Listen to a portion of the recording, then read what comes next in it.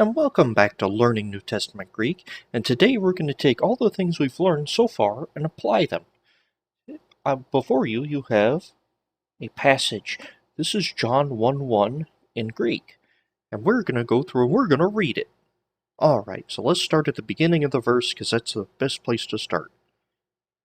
And what's that letter? That's right, it's a capital epsilon. And what's that? It's a smooth breathing mark. Now I know you're thinking, I thought you said smooth breathing marks are supposed to go above the letter. Well, in the case of capitals, they will oftentimes be moved to the side, so it doesn't run into anything above it. In this case, there's nothing above it, but the principle still applies. So smooth breathing mark, epsilon, nu. Now, every Greek word has as many syllables as it does vowels. So how many syllables is in this word?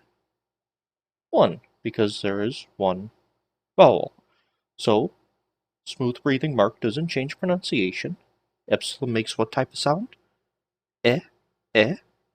And nu is a sort of an in sound. So, in, in, in. Then our next word begins with a vowel and ends with a vowel, and see there's the iota subscript. Now what's that? That, if you recall, is one of your accents. That's a circumflex. And it's telling you this is the emphasized syllable of this word. So, we have alpha, rho, chi, eta. A, r, k, a, r, k. Arche. In, arche. Very good. Next up.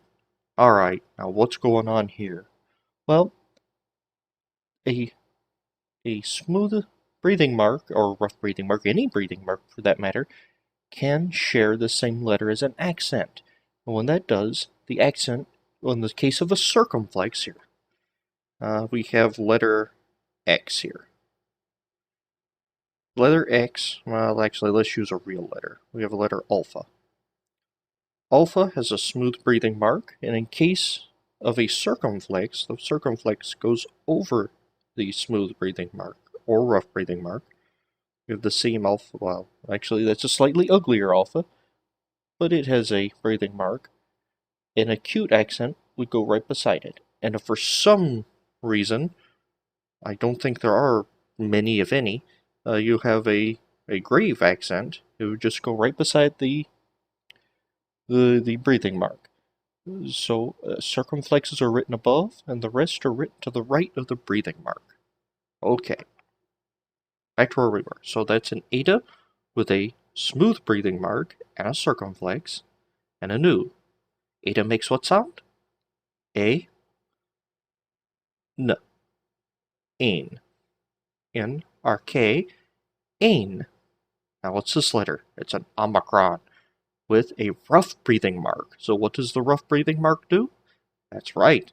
It gives it sort of an H sound. So ha, ha.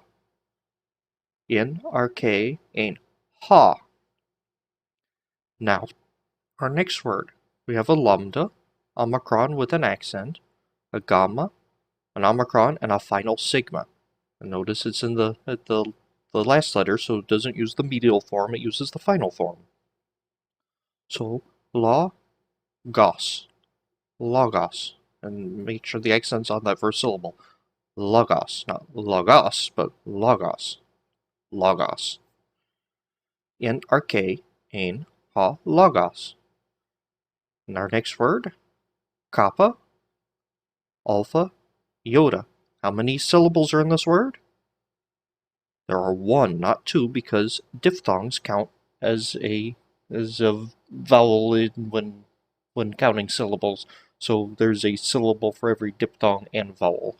So there is one syllable in this word, and it has a grave accent. Usually graves are found at the words at the end of words. There's lots of rules on that. We might get to it later. If not, there's lots of documentation you can go looking for. So, k. And what's that? How's that diphthong pronounced? I. Kai. Chi. Chi. So in, arche, ein, ha, logos, chi. You know this word. Ha. There's logos again. There's ein. Now we have a new word. A P, a rho, an omicron with an acute accent. Nope, that's a grave accent. And a sigma. P makes what type of sound? P, p. Rho is sort of an R sound. Omicron sigma, you know, so pros.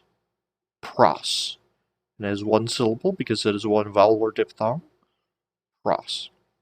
So in, arche, ein, ha logos, chi, ha logos, ein, pros. We have our next word.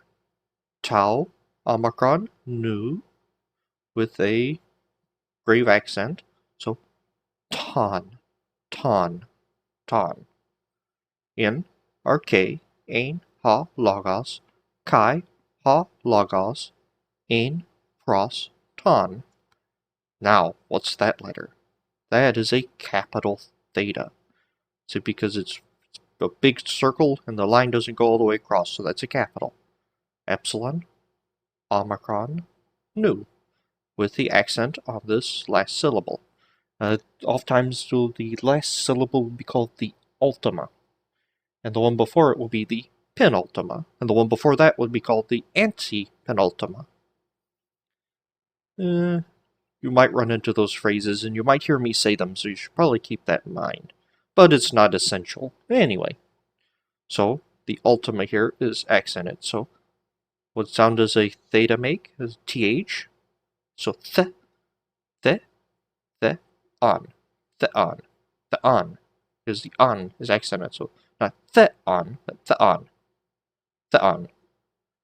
So in arche, ein ha logos, chi ha logos, ein pros, ton, the on.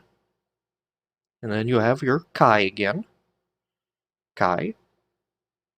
And you have a theta, epsilon, omicron, sigma. So it looks an awful lot like that word. Well, it is the same word, just that they're in different cases. Don't worry, we'll get to that later. So theon, so theos, where we get our word theology. This is the word for God, theos. So in arche, ein ha logos, chi ha logos, ein pros ton theon, chi theos, ein ha logos. And there you go. You've just pronounced your first Greek sentence. As my teacher used to tell me, you are rapidly becoming a Greek scholar. All right, let's go over that one more time. I'll try to move a little slowly. So, in, r, k. Recall the iota subscript doesn't change any sort of pronunciation.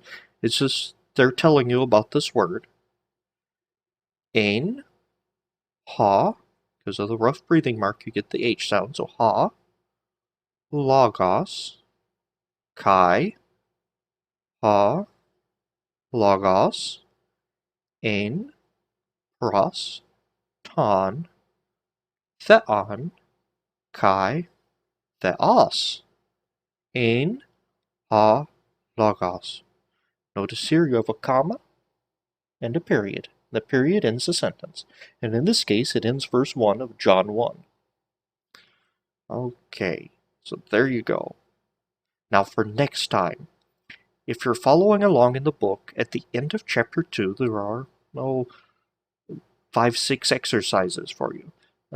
Things, I believe the first one is list the vowels. So next time I will be covering and going over with you all the exercises. I'll be giving you the answers and a little here and there, a little extra. We'll see. So go ahead and get those done before you watch the next one, and I will go over them with you next time.